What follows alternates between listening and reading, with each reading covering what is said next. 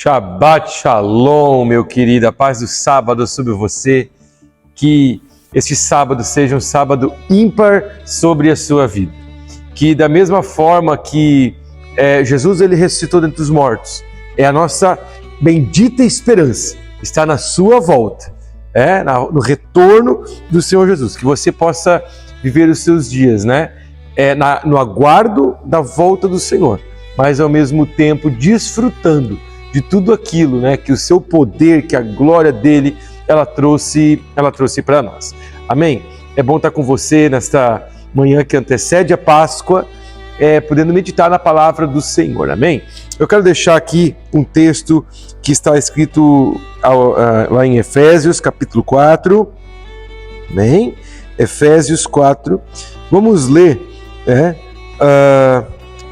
do versículo 1 até o versículo 9, 10 ali, Então, rogo-vos, pois eu, o preso no Senhor, que andeis como é digno da vossa vocação, com a qual fostes chamados, com toda humildade e mansidão, com longanimidade, suportando uns aos outros em amor, procurando guardar a unidade do Espírito pelo vínculo da paz.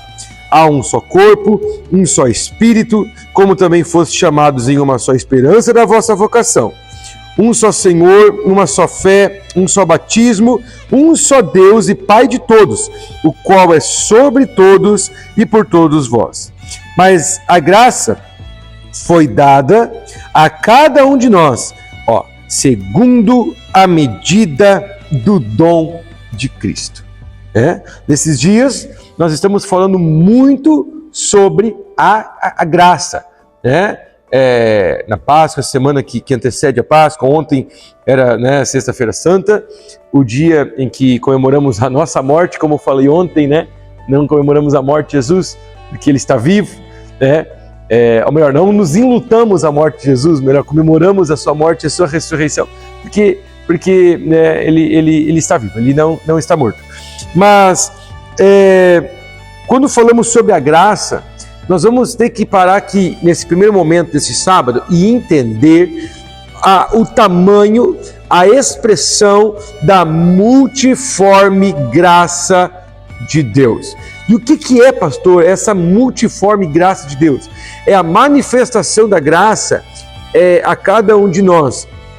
Eu quero que você entenda algo. Muitas pessoas elas dizem o seguinte: pastor, quanto maior o pecado, maior a graça. Claro, a palavra vai falar sobre isso, que onde abundou o pecado, superabundou a graça. Só que quando a gente fala sobre pecado, a gente está falando sobre uma carência e uma ausência de Deus. Então, vão existir pessoas que elas estiveram tão imersas no pecado, tão contaminadas e sujas antes de conhecer a Jesus, e depois, quando elas conheceram a Jesus, elas dependeram exclusivamente da graça de Deus, certo? E essas pessoas, então, elas receberam abundância de graça, abundância de graça. Vão existir aqueles que cometeram muito pecado, mas foram graduais em depender da graça, e estes não receberam a graça e a abundância. Vão existir aqueles que daqui a pouco não tiveram uma grande, como eu vou dizer assim, pecados que denigriram a sua imagem, eram pecadores, mas não foram pessoas daqui a pouco que estiveram no lamaçal do pecado. Por exemplo, muitas pessoas que nasceram no lar cristão, daqui a pouco não conheceram muito pecado. Então vão dizer: pastor, mas esses então não conheceram a graça? Não, muito pelo contrário. Por quê? A revelação da graça, ela não está na quantidade do pecado, mas na dependência de Deus. Vamos lá, vou te provar como isso é bíblico. Paulo fala em Romanos 3, 26. Nós já falamos sobre isso aqui na semana passada. Deixa eu abrir para você aqui o que está escrito lá, só para dar a base certa aqui para você. Que vai dizer o seguinte, Romanos 3, 23. Porque todos pecaram e carecem da glória de Deus. Agora, O que está falando aqui não é o tanto que pecou, mas o tanto que carece da glória. O tanto que você carece da graça de Deus é o tanto que o dom, que a graça de Deus, ela vai se revelar sobre a tua vida. Então, daqui a pouco vão ter muitas pessoas, muitos irmãos que podem estar nos ouvindo aqui nesse devocional, que não conheceram tanta coisa do mundo. Eu, por exemplo, vou ser um deles. Eu vi familiares meus e amigos meus fazerem muitas coisas ruins e pérfidas antes de conhecerem a Jesus, né? Mas eu particularmente, quem sabe não tive tão imerso no mundo, mas quando eu conheci a Cristo, eu tive dependência de Deus. Então, a manifestação da intensidade da graça de Deus, ela não é proporcional ao teu pecado. Ela é proporcional ao tanto que você está dependendo da graça. Tendo muito ou tendo pouco pecado, o tanto que você está dependendo dessa graça. Então, o chamado desta manhã é realmente esse. Você depender da graça de Deus, irmão.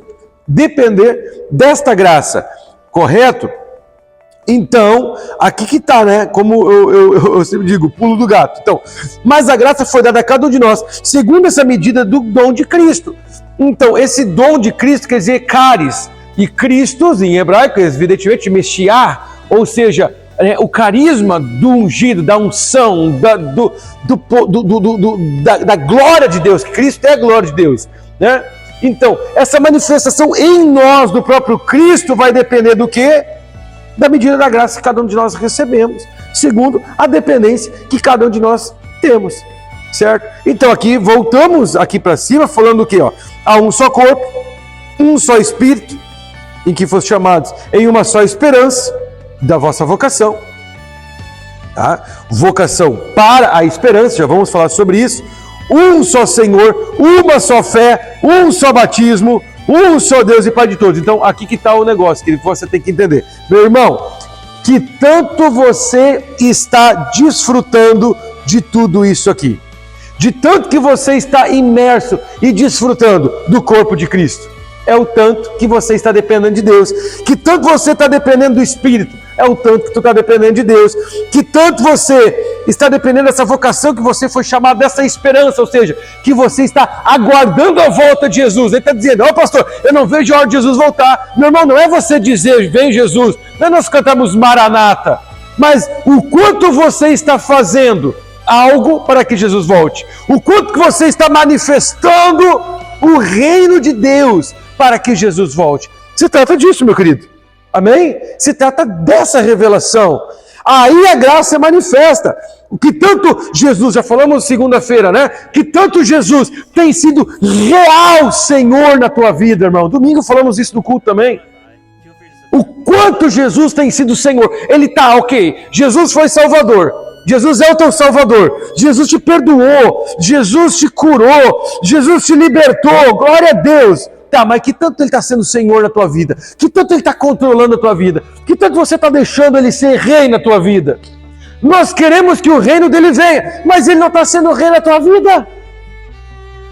E aí? É muito fácil nós cantar Rei Jesus, vem Jesus, que o teu reino venha. Mas se Ele não está sendo rei na tua vida, se você continua sendo rei da tua vida, isso quer dizer que você não entendeu o que é reino? Entendeu, irmão? Aí está. Então, uma só fé, que tanto está desfrutando da fé. O que é a fé para você? É um quadro na tua parede ou tem sido o teu estilo de vida? Um só batismo, querido, isso aqui dá tema aqui para devocionar o ano inteiro. Que tanto tu está desfrutando do teu batismo, irmão. Amém?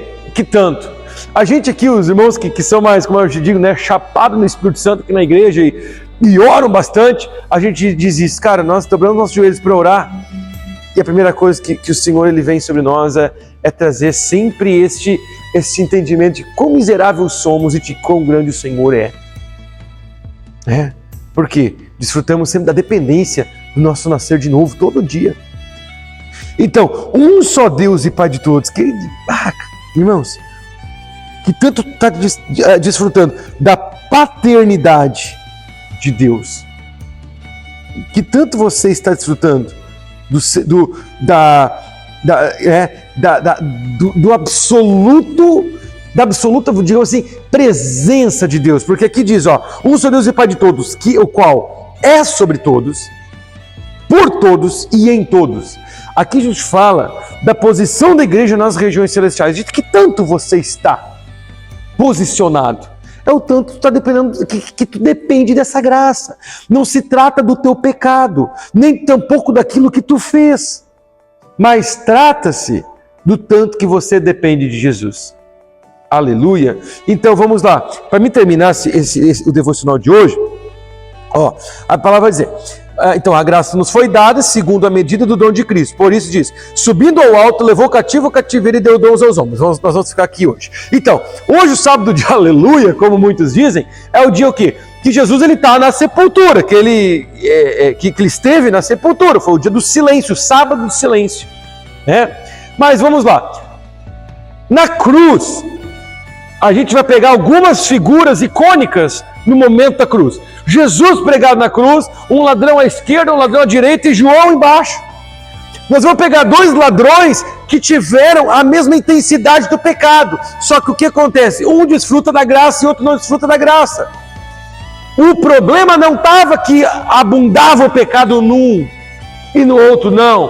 Ambos tinham a mesma proporção do pecado, certo? Mas um ladrão confessa e depende de Jesus.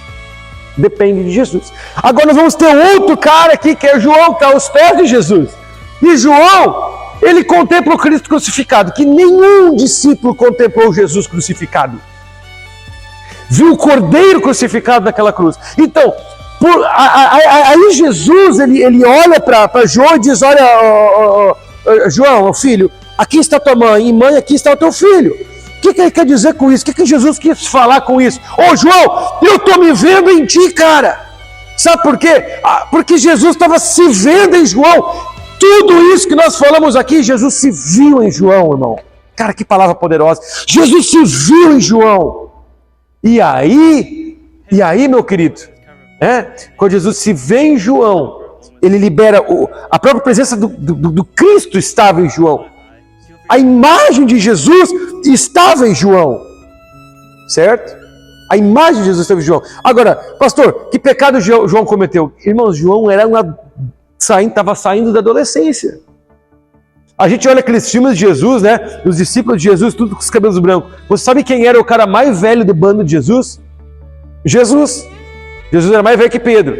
E só dois tinham 20 e tantos anos, 25 anos para cima, se não me engano, ou 30 anos para cima, que era Jesus e Pedro, que pagavam imposto, que estavam com imposto atrasado. O resto era tudo jovem, todos os discípulos eram jovens, e Jesus era o mais velho do bando. Agora, João, que história João tinha? Irmão, João, ele se debruçava no ombro de Jesus, porque realmente ele estava saindo da infância. Não tinha tanto pecado, mas tinha dependência, por isso que ficou aos pés da cruz. Aquele que depende, contempla Jesus. Aquele que depende, passa tudo por Jesus. Tudo, o qual é sobre todos, por todos, em todos. Por que suportamos? Por que vencemos? Por que vivemos? Sabe por quê? Porque Deus é tudo em todos. Eu posso então tudo, fazer tudo. Não estou dizendo que você é onisciente, mas estou dizendo que você pode passar por qualquer situação. Fica tranquilo, Deus está fortalecendo você. Amém, querido? Ele desceu à sepultura. Desceu na mansão dos mortos, como muitos dizem, nas regiões mais baixas do inferno. E ali triunfou sobre a morte, sobre o pecado, sobre Satanás. E por isso deu a graça aos homens. Aleluia, querido. Fique com Deus, desfrute deste sábado e viva a graça de Deus abundantemente nesse dia. Deus te abençoe.